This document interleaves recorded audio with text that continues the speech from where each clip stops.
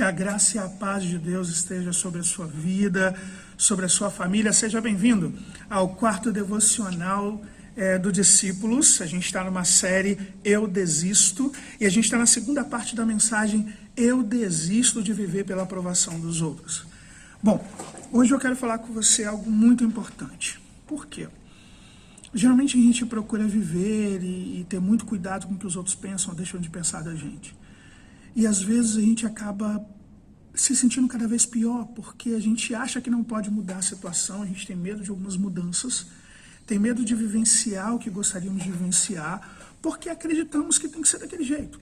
E são muitos motivos para isso: trauma de infância, medo de perder as pessoas, medo de deixar as pessoas chateadas, enfim, há uma série de motivos para isso acontecer. Hoje eu gostaria de te dar alguns motivos para você realmente confiar no amor de Deus e parar de ser escravo, de depender da aprovação das pessoas. Quero começar com um estudo que não foi meu, mas é feito desde o século XII por um líder cristão chamado Bernardo de Claraval. Está aqui na minha colinha, tá? Bernardo de Claraval, ele diz que o amor próprio e o amor a Deus, ele tem 4 estágios.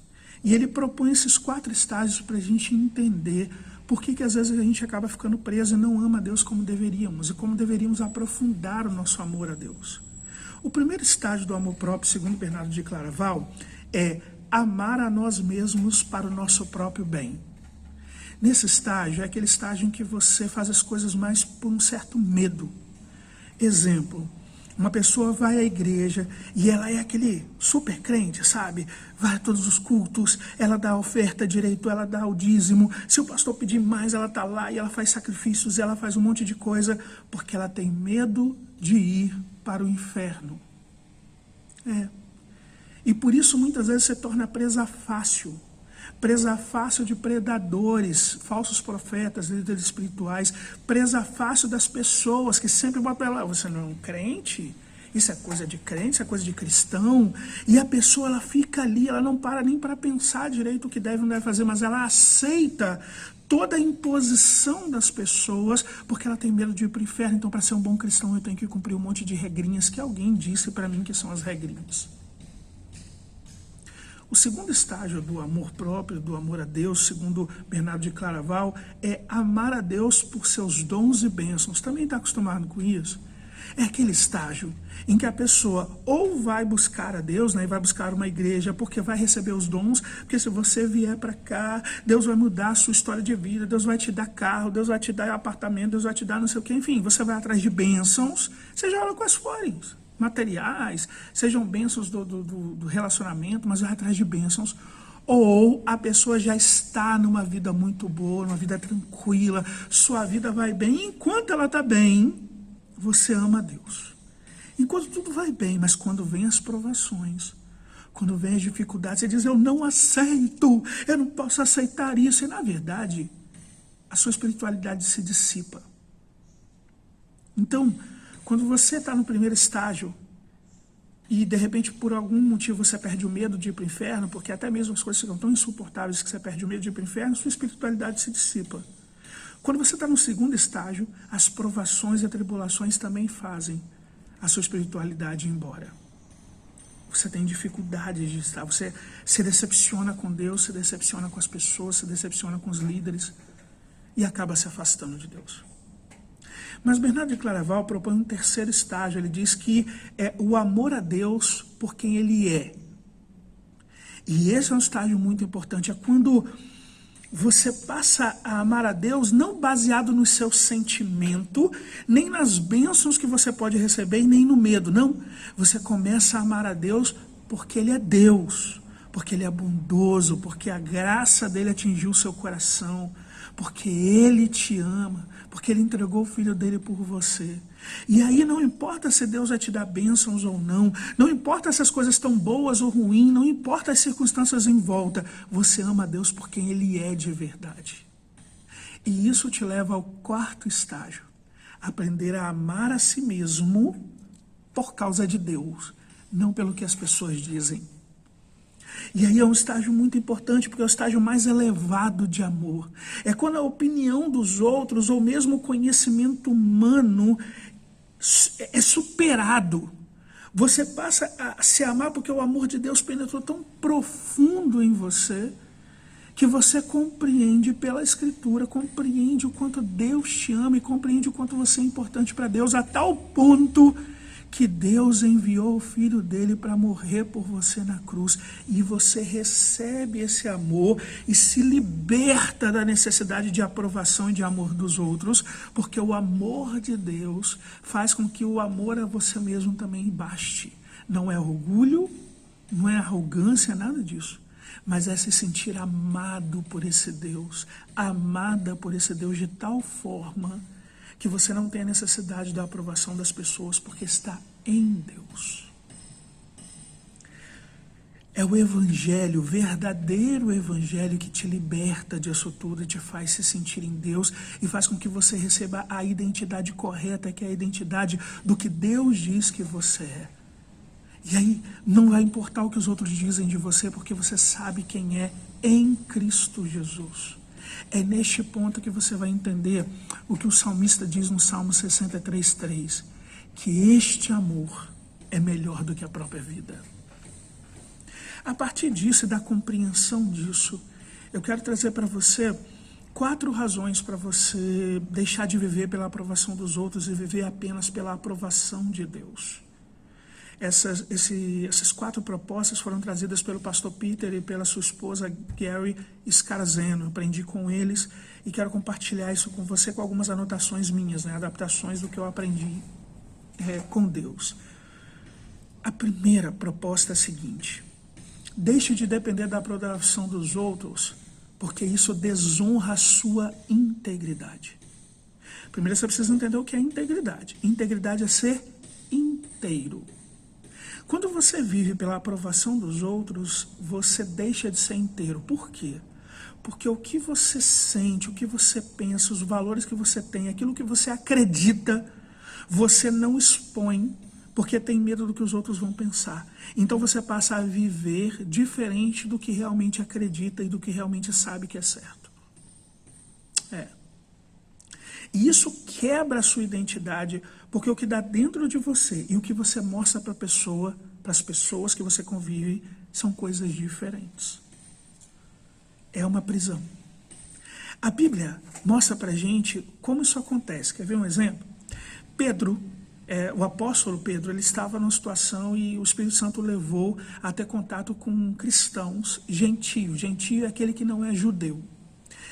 E os judeus cristãos nessa época não entendiam que Deus era Deus de todos, ele entendia que Deus era Deus só dos judeus. Mas Pedro entendeu, o Espírito Santo mostrou para ele que não, que as pessoas não judias também estavam recebendo do Espírito. Ele viu a manifestação do Espírito na conversão de pessoas gentias. Pedro comeu com essas pessoas e tudo mais, só que aí apareceram cristãos judeus e Pedro ficou com medo do que iam pensar dele. E o que Pedro fez? Ele saiu de banda e se afastou daqueles que ele tinha entendido que eram seus irmãos, porque tinham medo do que os outros iriam pensar. Paulo escreve isso em Gálatas 2, ele narra esse episódio, Gálatas 2, de 11 a 14, e Paulo diz que ele resistiu a Pedro face a face. Ou seja, ele encarou, ele falou para Pedro o que Pedro estava fazendo de errado.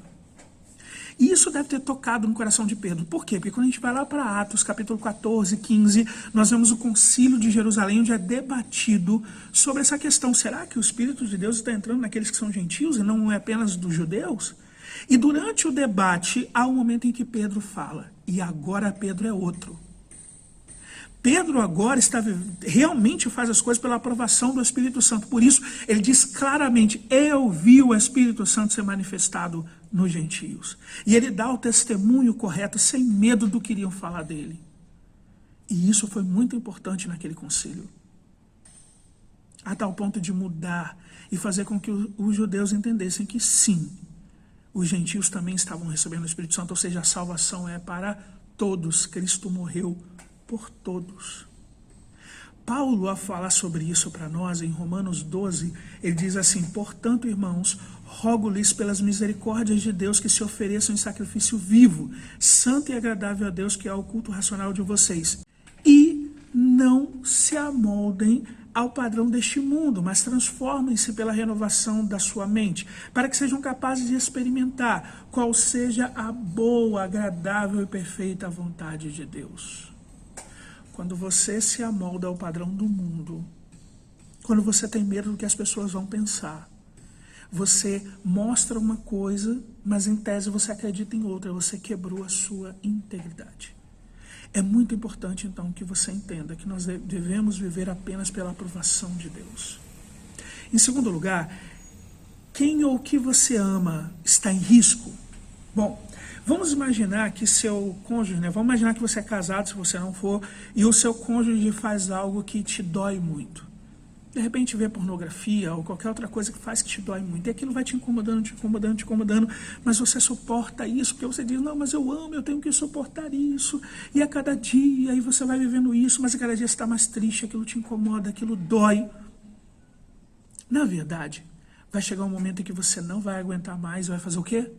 Vai pedir divórcio. Ué, mas você não estava suportando tudo porque não queria perder a pessoa e ama a pessoa? Como é que agora, na verdade, agora seu casamento vai ficar em risco? A pessoa que você ama fica em risco. É aí que está o ponto. Na verdade, nós fazemos as coisas porque temos medo do que os outros vão pensar. E aí a gente não diz o que a gente sente, a gente não tenta resolver. No caso do casamento, como eu coloquei para vocês, não seria melhor ter procurado um pastor, um terapeuta, um conselheiro, uma pessoa idônea que pudesse aconselhar e ajudar a resolver o problema? Mas viver pela aprovação dos outros, com medo do que os outros vão pensar, faz com que no final das contas você acabe perdendo as coisas. Jesus diz em João 10,10 que ele veio para nos dar uma vida, e uma vida plena, uma vida abundante. E essa vida abundante em todas as áreas da nossa vida. Mas só viveremos vida plena se vivermos plenamente em Jesus e não no que os outros pensam. Terceira situação para você pensar é: a dor da situação atual é tão grande que você precisa mudar. Sim. Às vezes a gente quer ser forte demais, e a gente acha que suporta tudo. E a dor vai se tornando tão grande, mas você diz, não, eu tenho que resistir, eu vou resistir porque eu sou forte, porque eu sou isso. E a gente acha isso até bonito. Há momentos que a gente nem acha bonito, mas a gente acha que as pessoas começam a acreditar que merecem ficar sofrendo, que tem que suportar aquilo, que aquilo é a vida delas. Que não pode mudar, que não tem como mudar. Quem disse isso? Você precisa perceber que sim, pode mudar. Gente, tem pessoas que vivem em relacionamentos abusivos durante anos, vivem em empregos escravizados durante anos, vivem passivos diante de mágoas que são colocadas no seu coração durante anos, simplesmente porque por algum motivo entendem que tem que suportar e pronto. A Bíblia diz para nós assim, Jesus respondendo disse-lhes, digo-lhes a verdade, todo aquele que vive pecando é escravo do pecado. O escravo não tem lugar permanente na família, mas o filho pertence à família para sempre. Portanto, se o filho, agora o próprio Jesus, o Filho de Deus, te libertar, vocês de fato serão livres.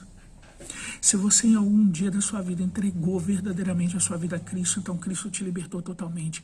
Liberte-se da necessidade de aprovação dos outros e viva a sua vida apenas sendo aprovado por Deus, vivendo o que a palavra de Deus manda. E isso vai te libertar a viver uma vida abundante, uma vida em Cristo, uma vida diferente. Isso vai fazer com que você resolva as questões que tem que resolver sem medo. E ao resolver as questões, você terá uma vida plena.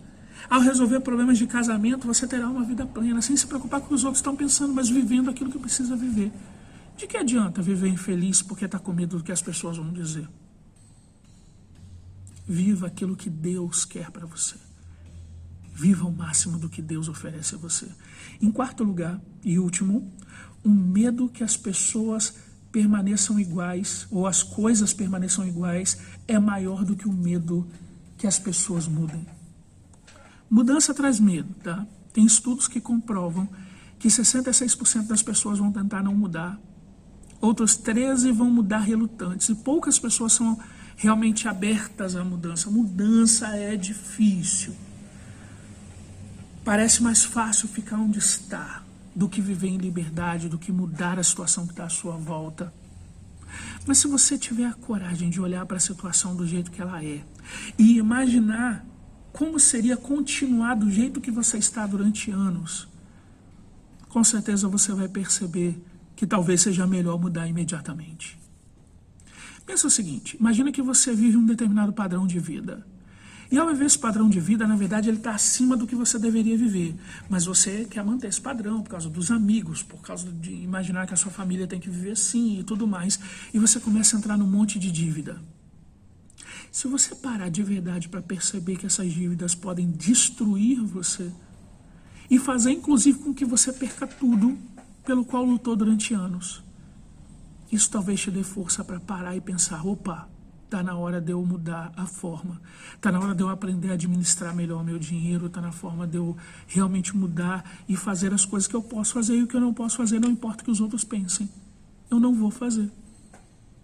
Quando você se liberta da aprovação dos outros e confia plenamente em Deus, você manda o seu medo embora. Esse medo sai do seu coração. E aí o medo não te paralisa mais, na verdade. O medo, ou seja, você perceber que algo pode ser problemático, vai fazer com que você procure a solução, com que você procure uma mudança, porque você confia em Deus, de que você pode viver diferente. A Bíblia diz pra gente assim, no amor não há medo. Pelo contrário, o perfeito amor expulsa o medo, porque o medo supõe castigo. Aquele que tem medo não está aperfeiçoado no amor. Nós amamos a Deus porque Ele nos amou primeiro. Então, meu convite a você é se entregue plenamente ao amor de Deus. Se entregue plenamente, lance fora todo o medo, mas se entregue para viver a vida abundante em Jesus.